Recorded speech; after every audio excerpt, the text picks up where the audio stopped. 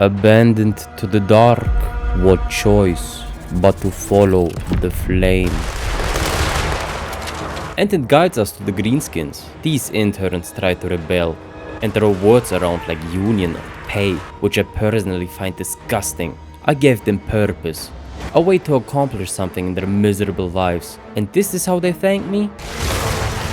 If you just worked harder, and on weekends, ignoring your own life for the sake of the company, maybe then, only maybe, I would have granted you 50 seconds of vacation.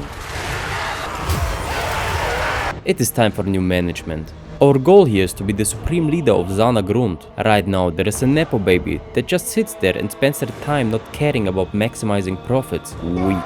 To take what's ours and be the #1 billionaire in the Darklands, we must climb the ranks. We do this with Conclave Influence, which is obtained either by towers that you build or by sacrificing interns. The setting is called Warhammer, so diplomacy isn't an option. We must assemble an army. Well, you can't really call it an army. In the beginning, Chaos Dwarfs are fairly weak. Your armies are mostly filled with trash, meat shields. Orc and goblin laborers are, well, they are there. Sometimes they hold, but most of the time they run. Hobgoblins, on the other hand, are a bit more useful. They will hold the line fairly well, as long as nothing scary is around, and with the right tech, and a special regional manager that definitely won't betray us with a name like this. They can get absurdly durable. But how do you deal damage then? These bad boys here are your early and endgame unit. They pack such a disgustingly strong punch that after a volley nothing will be left but floating red particles. To maximize their effectiveness, you must create a kill box. Leave gaps in your line where they can shoot through. Put your trash and pencil formation in front so they occupy the enemy. And watch the blunderbusses go to work. Shelves don't need growth to build up. Outposts powered by free interns create materials that you need to build up your settlements. Factories create armaments, or money with that materials. With armaments you either unlock new troops or upgrade them. In the beginning we race a lot because it is a fast way to get materials quick. This was probably the worst explanation possible, and greenskins cannot comprehend the system, and it made one particular black orc very angry. The problem is, he brought friends. In like every Astragoth campaign, comes the point where you have to face this black orc. The thing is, if you lose, this can draw you back several turns, or completely lose the campaign if he's close enough. The solution to this is to burn them all. But maybe not too much, because they have artillery support and these dangerous guys. I changed my mind, they look like the junk you find in your local parking lot. Anyway, we sent our small cow to deal with their arty, but you have to be careful and dodge the bullets. Without range support they finally advance, but my kill box is already set up. Grimgor is power walking towards my lines. Why he does this? I don't know, but it's making my life a lot easier.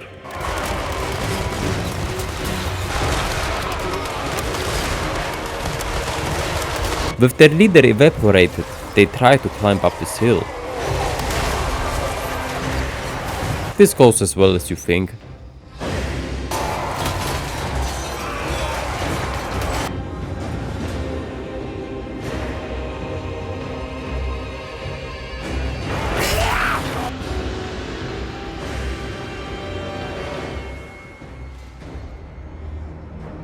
This victory broke his neck. With most of his army gone, the cleanup began. Astragoth took care of the remaining forces, and I sent a little sneaky sorcerer in his backline. Granted, his army is nothing special, but it is more than enough for the greenskins. Sometimes I even enjoy the small fights more than the big ones. It isn't as hectic, and I have to use every unit in my army to its full potential, and not forget them in the forest. Bro, what? Yeah, the mountains don't go down easily. We keep clearing the region, but with all my forces concentrated in the Alps, the stinky undead smell their chance. We quickly disband one of our armies to save some money because we are dirt poor, and recruit an emergency army. That gets crushed in an instant. Zorn-Uskul hasn't any garrison. I didn't thought that the vampires have the balls to attack. It cannot fall. I invested too much into it. Money's real tight, and I have to take a gamble with one crazy quest battle. If I don't win this, our capital will fall. Normally I start this battle much later with a better army, but we are desperate. We must guide the train to its destination while being ambushed from all sides, with every wave of enemies getting stronger and stronger. Unlike the trains where I live, I make sure these bad boys arrive in time. And no greenskins and ogres will stop me. Not that they not try. They bring their apex predators, but against dwarfs, nothing big ever lives more than 5 seconds.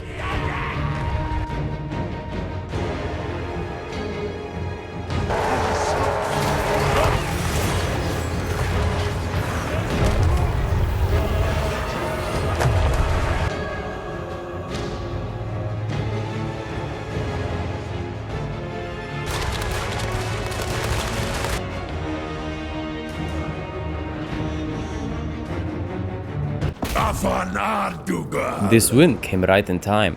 We managed to recruit another army with the funds we secured. And now it is time for our revenge. Undead are not a big fan of fire. That's why we stocked up on magma cannons. They sound so sick. Infantry hates them as much as I hate updates that break my replays. In my opinion, they're one if not the best early game artillery. I mean, come on now. You get them at tier 2. Their shots leave a vortex that deals extra damage. And they lower leadership, which is understandable when you get hit by a cannonball with the heat of the sun. Our fellow tallhead in Zharr takes care of the rest. But on the other front, someone wiped our sub-company. Unacceptable.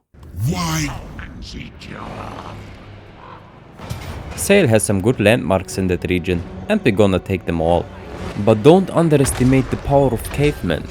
Their flesh may burn like everyone else's, but their single entities can be a big problem when they get into your back line. Be more like Hobgoblin. Sacrifice yourself so Blunderbuss can do their job. I love when the AI doesn't value their life and just walks menacingly into my gun line, only to die in 3 nanoseconds. Okay, I hate it, but you can use that to your advantage. Prepare a nice ambush and let them chase your lord. This gets easier the bigger the target is. In Sayl's case here, he should have stayed on foot.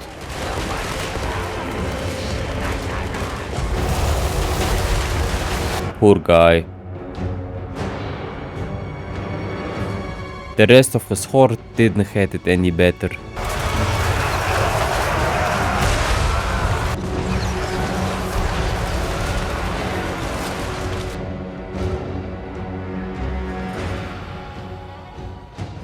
Zao started to take settlements I raised, so we made a deal with Arbal. May you not know me as an enemy in your lifetime. How did this happen? Oh my god. So we make peace with Sayl for no particular reason and start to build up another army.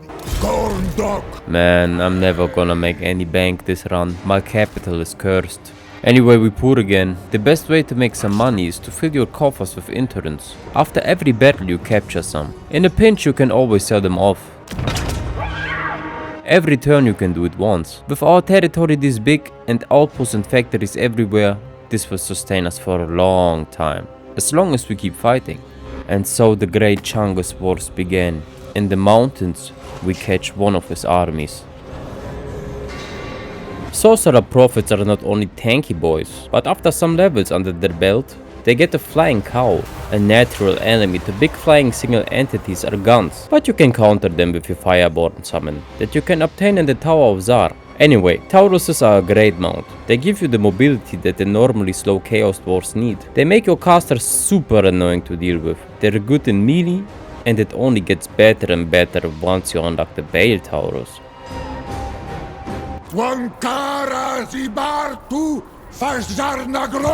The situation at home was a bit more dangerous. He was trespassing to get to our ball cause they're at war. But he activated my trap card, which is called Iceforged Legion. I mean, Better than one hell cannon, are 4 of them. With their homing shots they are perfect against these annoying lead belchers. When you leave them unchecked they can decimate your whole army.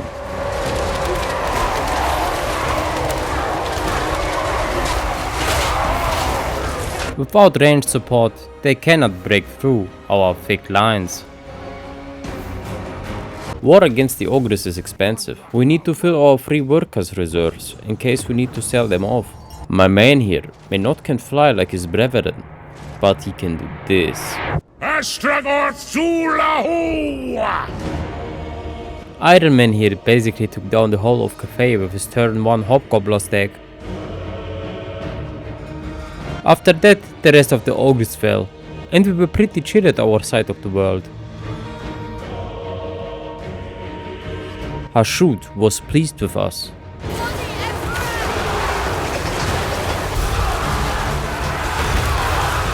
And for our contribution to climate change, he awarded us with the last seat of power. And my first commandment as your new president is to thank you all for the love and support you always show. I appreciate every single one of you. See you on the next one.